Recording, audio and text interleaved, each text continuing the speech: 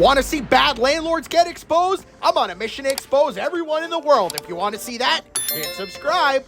This week we're looking at two bad landlords. Both of them are in my backyard of Albany, New York. First, we're going to check out a company that's got a reputation for scamming their tenants out of their security deposits. And then we're going to check in on our investigation to expose the largest, most powerful property and development company in the area for maybe running a Ponzi scheme. Sounds fun to you? Holy potato sauce, here we go! Here in Albany, there's a lot of local colleges, and that means there's a lot of college students. If you're a local college student, you might be familiar with this first landlord, Blue House Companies, LLC. Since this is a show about exposing landlords, let's just jump right into it. Here's their publicly available information that you can find on the internet. You can find any landlord on the internet. You just need to Google them. Isn't that pretty cool? And when you Google this landlord, you see that maybe Google doesn't have too many nice things to say about them. Let's take a look. Okay, so a month ago, this person says it's a scam, poor customer service. They don't really give any additional detail. All right, here's another one calling them out on being a scam. As you can see, a previous tenant, a lot more information in this review. We've got a claim that they left the apartment in great condition, but the whole security deposit went towards quote-unquote repairs. I'm not spending too much time reading reviews, but as you can see here, it doesn't really look too good. We even got two users who went out of their way to say that they don't normally write reviews, but their experience was so bad that they felt like they had to write a review. In case you're new here, every landlord that's featured on this show is user submitted. Check out the info in the description to submit your bad landlord. So here's where it gets crazy, guys. Check this out. A previous tenant of this landlord recently reached out to me with information about how they were scammed out of their security deposit. Here's a photo that was sent to me listing some of the charges that this landlord is trying to hit this tenant for. Now, this tenant has photo evidence supporting their claims that these holds on their security deposit are total BS, but the photos would be easily identifiable to the tenant, so we're not going to include them. But just take a look at this. This is what we're dealing with here with this landlord. Tenant did not provide proof of no bed bugs, no infestation found, $350 charge. Holy potato sauce! And I think it's safe to assume that whoever's taking these security deposits isn't really putting the money back into the property. It makes me wonder who's running the show. Well, that would be this person. They're the director of operations. As you can see here, pretty swanky title, right? Well, before that, they worked at a bar.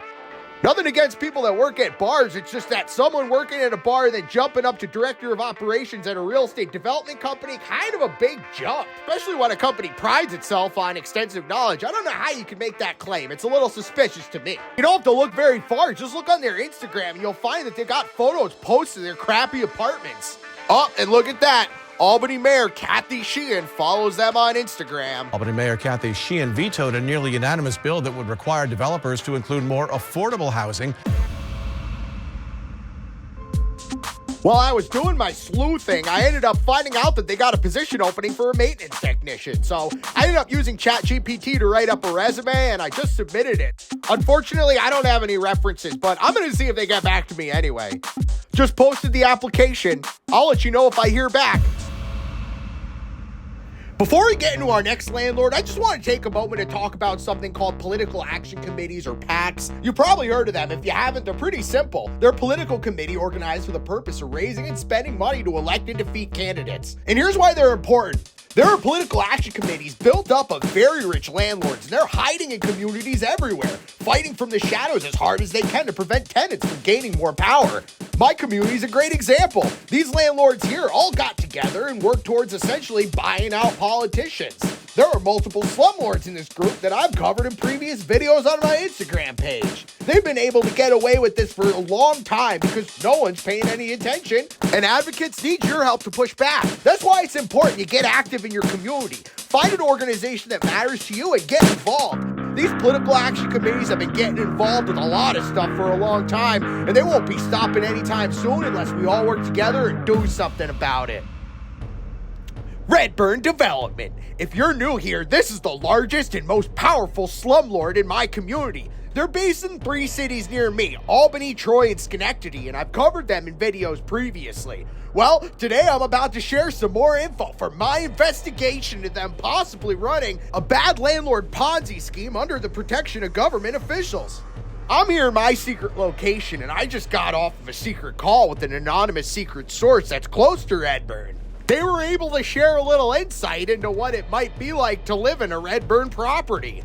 I remember one guy that moved into the Fitzgerald building, and his mom fell in a hole that was in the apartment in the floor, broke her ankle. He moved out of there real quick. Everybody that moves into these places move out of there real quick. Here's some information they shared on this building in Schenectady that was built and is owned by Redburn. They promised us parking, and there's no parking. It turns out when in putting up this building, Redburn was supposed to have dedicated parking. That was the only way that they could actually get this approved. But somehow, all this time later, there's just public parking, which now is getting used up pretty much by Redburn tenants. During the day, it wasn't bad, but once 4 o'clock rolls around, everybody would park on the street. So they take up all the public parking. I wonder how this bad landlord is able to get away with this. The city is so corrupt. Jeff Buell is involved with Metroplex here. Metroplex is a development authority based in Schenectady. They're not abiding by the zoning and what we're trying to do here as a community. They're just like, oh, let's bring people downtown. And if you think that's bad, that's just what this bad landlord's doing in one city. Let's hop over to Albany, where some news has recently developed in my investigation on what might be the largest Ponzi scheme in our area. So if you're new here, this is a building called Central Warehouse based in Albany. It's an abandoned building filled with asbestos and hazardous to health and safety, and Redburn bought it because they want to convert it to upscale apartments. I've previously gotten information that may connect this building to a Ponzi scheme going on under Redburn, but just the other day, this crazy news just developed. Turns out the city of Albany is now paying almost $500,000 to install nets around this building because it's crumbling. In the article, they say they're going to build the owner, but they never say that Redburn's going to pay. And yeah, Central Warehouse crumbling might not be a surprise to anybody local, but it makes me wonder if this company's gotten to a point where so many people are actively coming to me to share their experience. What else is crumbling? And who are the people letting it happen? Well, if we come back to this building over in Schenectady, we'll meet this person who's the property manager of the building. Now, like our previous director of operations, you'd think that somebody with the position property manager might have some, experience behind them, especially working for an upscale company such as Redburn, right? But ironically enough, just like our director of operations, this person worked at a bar too. Now, in fairness to them, they did spend a period of time working as a property manager at another apartment complex. But during this Redburn property manager's time at this apartment complex, a tragic fire occurred and a life was lost.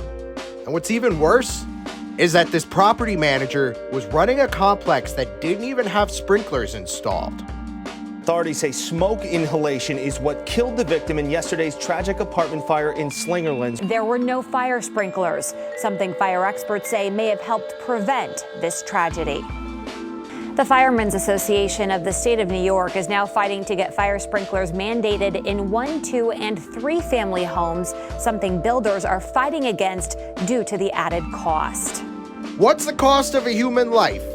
Well, to a bad landlord like this, clearly it's less than the $2 to $7 a square foot. There's a lot of bad landlords just like these ones, and I'm on a mission to expose them all. If you want to see me do that, subscribe for more. And if you got a bad landlord you'd like to submit, check out the info in the description.